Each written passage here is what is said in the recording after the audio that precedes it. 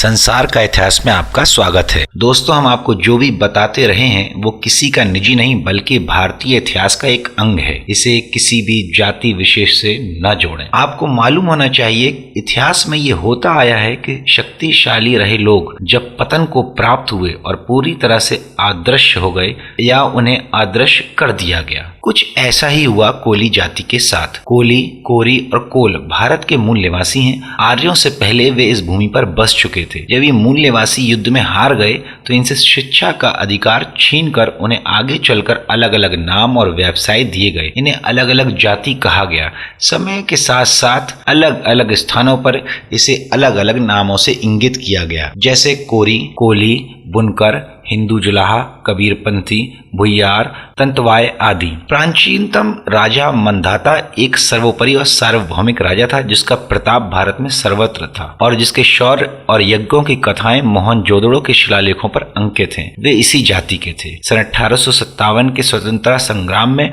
झलकारी बाई ने झांसी की रानी लक्ष्मीबाई के प्राण बचाने महत्वपूर्ण भूमिका निभाई थी, जो कि उनकी बहुत करीबी साथी थी एवं जाति से वो कोरी थी। कोरी समाज ने देश और दुनिया को कई महान बेटी और बेटियां दी हैं जिनकी शिक्षाओं का सार्वभौमिक महत्व और प्रासंगिकता आज आधुनिक जीवन में भी है। इस जाति के लोग सैद्धांतिक रूप से कई बहिर्विवाही वंशों में बटे हैं और मुख्यतः हिंदू हैं, लेकिन अपने पुराने जीववाद को कुछ हद तक जारी रखे हुए हैं। कोलाबा का नाम संभवतः इन्हीं कोलियों के नाम पर पड़ा था। 20वीं शताब्दी के अंत में इनकी जनसंख्या लगभग 6,50,000 थी। सबसे बड़ा कोली समूह महाराष्ट्र और गुजरात राज्यों में रहता है। कोलियों को कृषकों और मजदूरों के रूप में जाना जाता है, लेकिन कई कोलियों का जीवन केवल ईंधन की लकड़ी एकत्रित करने और मजदूरी करने पर निर्भर करता है। गर्मियों में जब खाद्य कम उपलब्ध होता है तब कोली लोग रसदार फलों और आमों पर आश्रित रहते हैं। तटीय कोलियों का परंपरागत पेशा मछली पकड़ना है। हालांकि अब इनमें से कई विद्यालयों और सरकारी कार्यालयों में कार्यरत हैं। कोली सैद्धांतिक रूप से कई बहिर्विवाही वंशों में बटे हैं और मुख्यतः हिंदू हैं। इनकी मान्यता है कि बीमारी किसी नाराज आत्मा या देवता द्वारा पैदा की जाती है और ये भी कि दूसरा विवाह पहले पति अथवा पत्नी की आत्मा को जागृत कर सकता है। परंपरागत रूप से ये जनजाति के रूप में वर्गीकृत कोली फिर से एक निचली हिंदू जाति के रूप में अनुसूचित किए गए, जिसमें अग्री और अहिर उपजातियां शामिल हैं।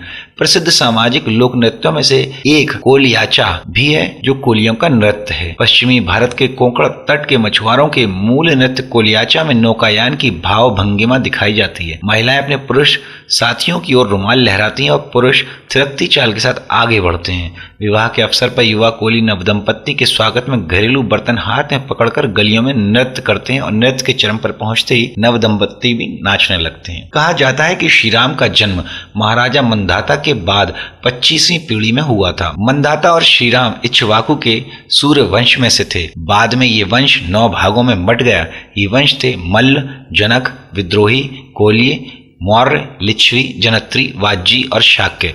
मंधाता इक्ष्वाकु के सूर्यवंशी से थे। उनके उत्तराधिकारियों को सूर्यवंशी कोली राज के नाम से जाना जाता है। प्राचीन वेद, महाकाव्य और अन्य अवशेष मंधाता के उत्तराधिकारियों की युद्ध कला और राज्य प्रशासन में उनके महत्व योगदान को बताते हैं। प्राचीन संस्कृत की पुस्तकों में उन्हें कुल्या, कुलिये, कोली सर्प, कौलिक, कौल आदि कहा गया है। कौली समाज वह समाज है जिसने अपनी देवी मुंबा देवी के नाम से मुंबई की स्थापना व निर्माण किया। आज भारत में कश्मीर से कन्याकुमारी तक कोली बसे हुए हैं। क्षेत्रीय भाषाओं के कारण इनके नाम में कुछ परिवर्तन हुआ है। इसमें प्रमुख समूह क्षत्रिय कोली, कोली राज, कोली राजपूत, कोली सूर्यवंशी, नागर कोली, कोली महादेव, कोली पटेल, कोली ठाकुर, बवराया, थारकरडा, पठानवाड़िया, मईन कोली, कोयरी, मंधाता पटेल आदि हैं। भारत के ये मूलवासी कृषि भूभागों और समुद्री तटीय क्षेत्रों में निवास करते हैं। जनगणना में 1040 से भी अधिक उप समूहों को एक मुश्त रूप से कोली कहा जाता है। गुजरात में मूल रूप से रहने वाले लोगों में कोली और आदिवासी भील भी हैं। कोली जाति के लोग वर्सोवा, मुंबई में प्रतिवर्ष कोली फेस्टिवल मनाते हैं, जहां 20 से 30 हजार लोग आकर सी फूड का आनंद लेते हैं। हमारी विभिन्नताएं, हमारी जातियां ही मिलकर एक अखंड राष्ट्र का निर्माण करती हैं।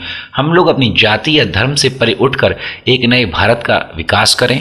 जातियों और धर्म के उन्माद में अपनी पवित्र भूमि को रक्त रंजित ना करें, क्योंकि हम सब मिलकर ही संसार में भारत का गौरव बढ़ा सकते हैं। जय हिंद, जय भारत।